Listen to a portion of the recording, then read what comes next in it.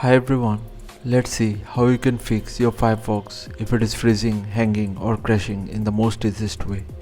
To get started, simply search for Task Manager and open it. Find any running process of Firefox, right click over it and end its task. Now close the Task Manager. Right click on the Start menu Windows icon and open Windows PowerShell as admin.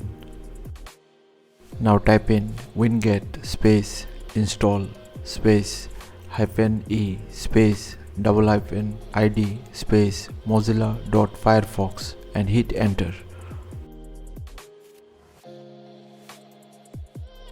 Now press Y to confirm. And that's it, the job is done. Now you can use Firefox without any issues. So thanks for watching. Please feel free to subscribe if this helped and stay tuned for more Windows tips, tricks and tutorials. Thank you.